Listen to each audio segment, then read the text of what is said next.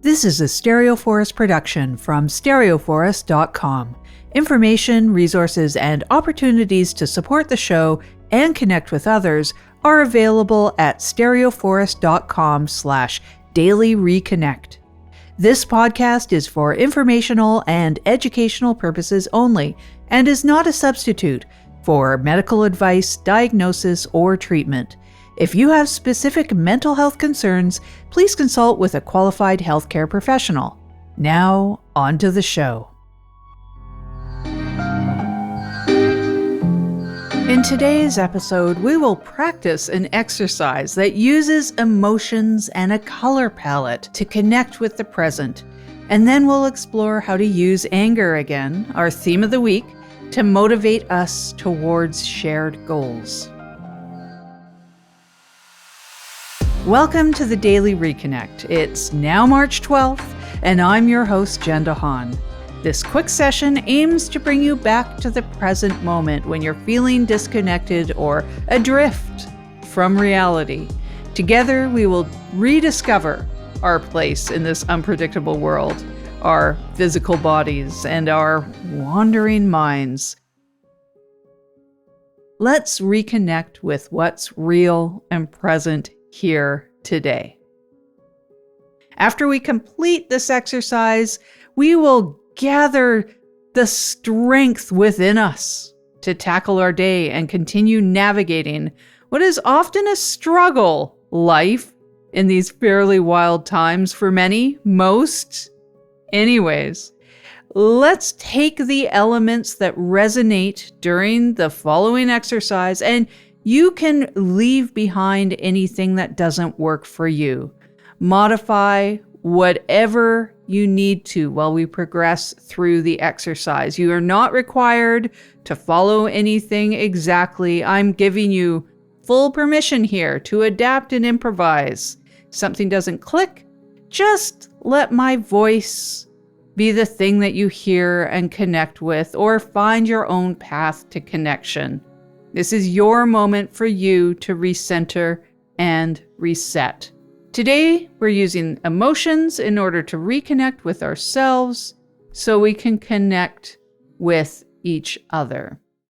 Any environment you are in is fine for this exercise, as long as you can take a moment for yourself. You can be seated or standing or walking at a comfortable, sustained pace of your choosing. So find that comfortable position or pace and take a few deep breaths before you begin. And now let's bring your attention to your emotional state. Notice how you're feeling in this moment. Is there like a dominant emotion or a mix of emotions going on? Allow yourself to acknowledge and accept your emotions without any judgment. And it's also okay to use an approximation of your current emotions or use prior days to inform what you might be feeling. Delayed processing emotionally is real for many of us, and it's also a valid experience.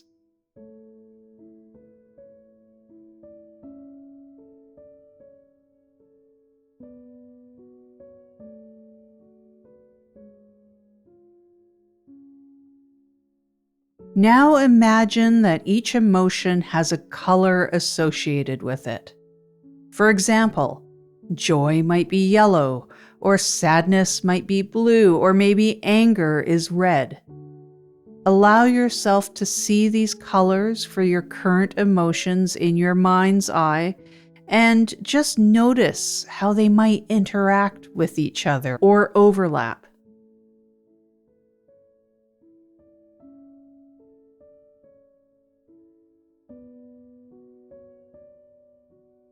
Now notice any insights that might arise from what you notice from this palette, or notice that there might be a lack of one. If it is difficult for you to understand your current emotions, or perhaps it just doesn't make sense, or it's too stressful to assign the colors. Know that this is entirely valid as well, and it's also an important thing to notice.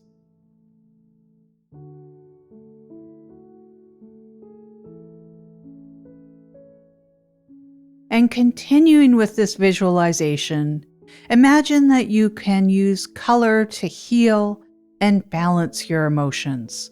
Perhaps you can surround yourself with a soothing green light to calm your anxiety. You can try using this technique in order to help reconnect you during times of the day where you feel disconnected from reality or you notice yourself dissociating. Imagine a color that might be able to bring you back to the present moment or help you analyze what's going on or address any anxiety. And finally, take another deep breath. And when you're ready, open your eyes if they're closed or bring yourself back to this present space. Notice how you feel and take this sense of emotional awareness to help you throughout your day.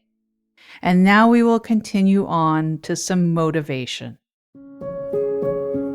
So as our exercise comes to a close and you find yourself reconnected to this present moment, I invite you to notice any anger that you might be feeling, or remember any anger that you may have felt during the recent days or weeks if that's something that isn't present for you today. Your anger might be a quiet, smoldering feeling, or perhaps it's an intense, fiery feeling, or perhaps it's momentarily absent because we're dissociated. But as you recognize it, it might be a frequent visitor in your days right now.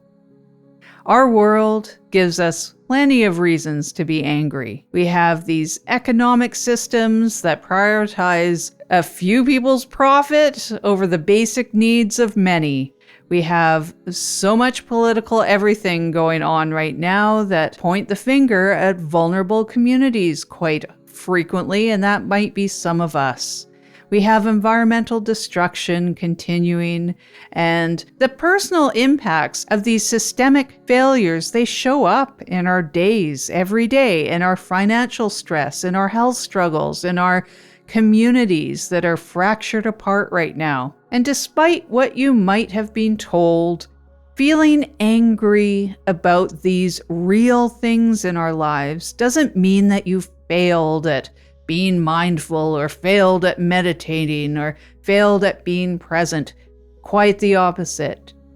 It means that you're paying attention to what's going on right now.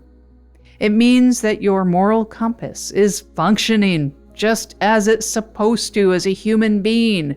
The problem isn't that you're angry.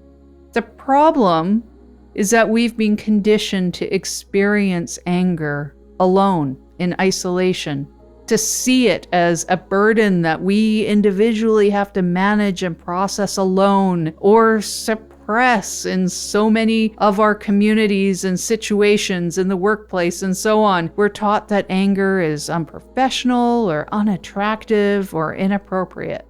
And these messages often serve a purpose for someone, because isolated anger rarely leads to things changing. So what happens when we bring our anger into a relationship with other people, around other people, when we gather and honestly name what we're angry about? Something happens, something transformative. We discover patterns in our individual experiences. We begin to trace these patterns back to their systemic roots.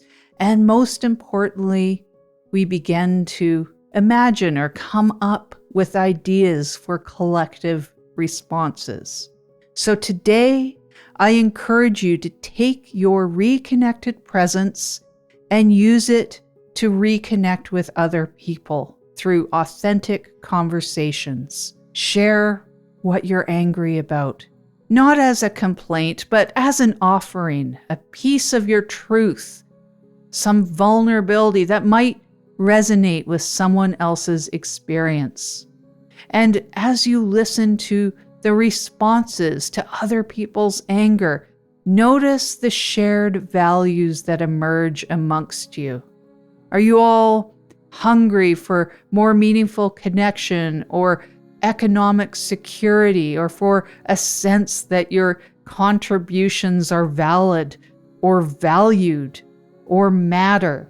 Are you looking for sustainable relationships with the environment? These shared values are the foundation upon which movements for change are built. Remember that every significant social transformation throughout history began with people coming together to name their shared pains and their shared dreams and their shared values. Reasonable work days and voting rights and environmental protections, none of these things came from people suppressing their anger, but from communities coming together and channeling it towards very specific collective goals that are sustained until they're reached.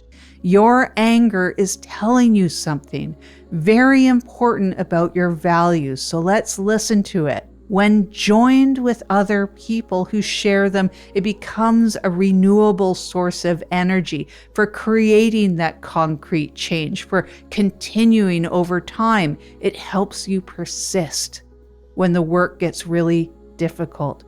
It keeps you honest when compromises seem easier than transformation. So as you move throughout your day today, I invite you to carry both your centered presence, your connection with reality, and your honest anger as tools for reconnection with yourself, with other people, and with the possibility of a world that can be aligned with those deepest values that we share. You are not alone in what you feel, and together we can contain the wisdom and the power needed to create meaningful change. You are here, you're capable, and there is great power within us connected again. And the world is so much better with you in it.